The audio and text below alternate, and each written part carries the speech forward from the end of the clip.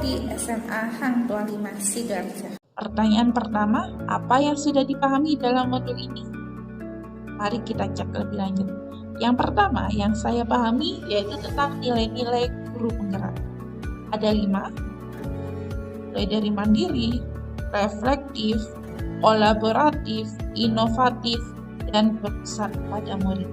Selanjutnya yaitu peran guru penggerak. Ada 5, yang pertama menjadi pemimpin pembelajaran, yang kedua menjadi coach bagi guru lain, yang ketiga mendorong kolaborasi, yang keempat mewujudkan kepemimpinan murid atau student agency, yang kelima yaitu menggerakkan komunitas praktis. Pertanyaan berikutnya, apa yang sudah saya lakukan sebagai upaya pengembangan diri sederhana, konkret, dan kritis? Yang pertama pastinya untuk nilai berpusat pada murid.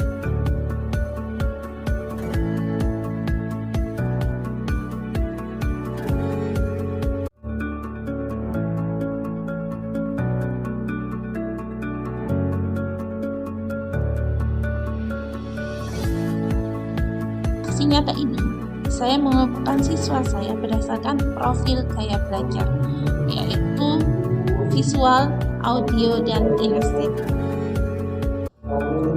Untuk kelompok visual, saya sebut sebagai kelompok alfa. Untuk produk yang diharapkan yaitu makalah dan infografis. Sedangkan kelompok beta atau kelompok audio yaitu mereka yang memiliki kecenderungan untuk lebih suka mendengarkan. Saya minta mereka membuat produk video atau podcast. Sedangkan kelompok yang ketiga yaitu kelompok gamma adalah mereka yang memiliki gaya belajar kinestetik. Untuk produk yang diharapkan yaitu berupa kincir air, di mana desain itu bisa dibuat sesuai dengan kreasi mereka. Pada tahap perencanaan proyek, peserta didik dibagi berkelompok sesuai dengan hasil tes diagnostik profil belajar mereka.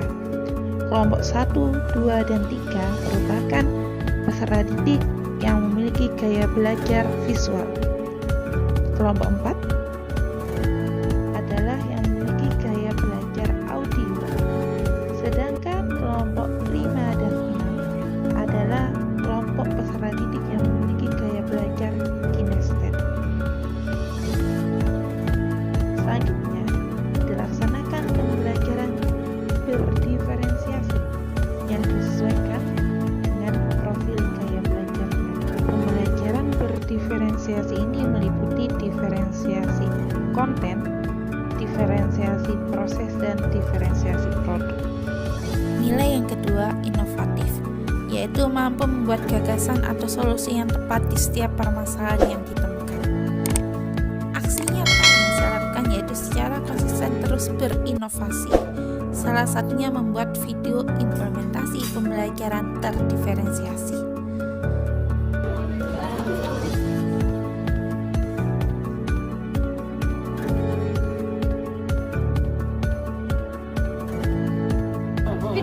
Penilaian silang antar masing-masing kelompok.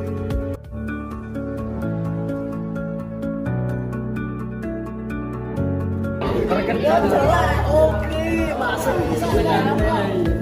Udahlah, 1, 2, 3.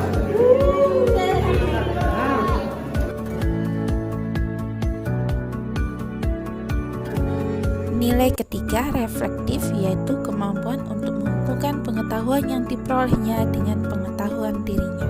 Aksi nyata yang telah saya lakukan yaitu secara konsisten menerapkan refleksi di setiap kegiatan, terutama yaitu kegiatan pembelajaran.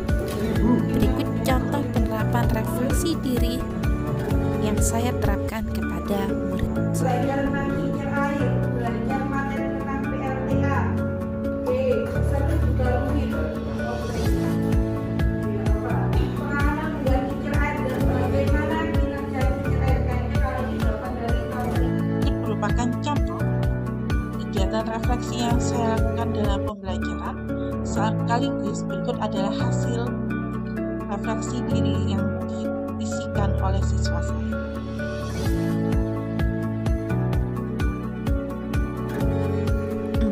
Mandiri.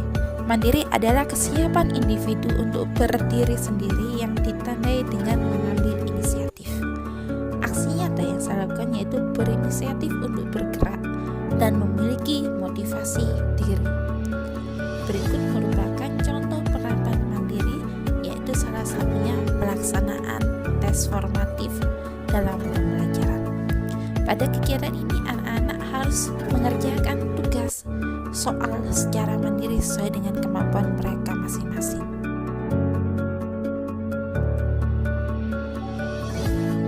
Nilai yang kelima yaitu kolaboratif, di mana mampu bekerja sama dengan rekan untuk mengembangkan proses pembelajaran yang berbeda. Aksi nyata yang saya lakukan yaitu bekerja sama dengan komunitas praktisi yang saya mulai dari MGMP sekolah.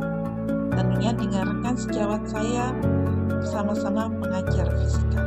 Selain itu, harapannya nanti ke depannya saya juga dapat terlibat lebih aktif lagi dalam MGMP fisika kabupaten maupun tentang peran guru penggerak, selanjutnya akan saya jabarkan sebagai berikut. Aksi nyata saya yang pertama menjadi pemimpin belajar, di mana sebagai seorang guru kita harus bisa menjadi contoh dengan sosok menjadi contoh. Selanjutnya dapat memberikan ide gagasan ing madya mangun karso, di mana saya memberikan ide ketika siswa saya memperoleh permasalahan, saya bisa memberikan gagasan atau ide solusi permasalahan tersebut.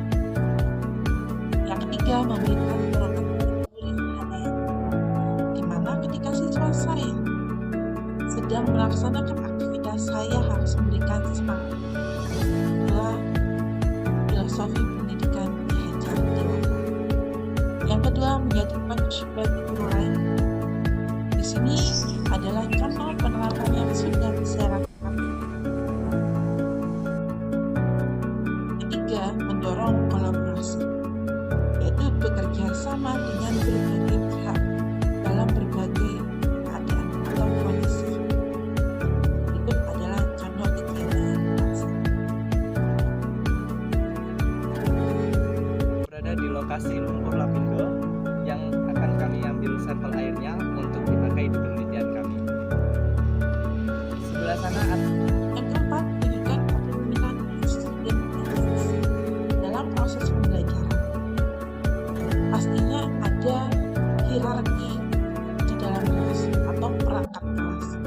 Namun, saya sendiri secara pribadi biasanya secara acak, secara bergantian memimpin saya memimpin atau memimpin mereka, sehingga mereka terbiasa untuk tampil di depan dan terbiasa untuk menjadi pemimpin. Selain itu, program sekolah kami ada yang bernama Laboratorium Kepemimpinan, di mana siswa kami diajarkan bagaimana menjadi seorang pemimpin yang baik.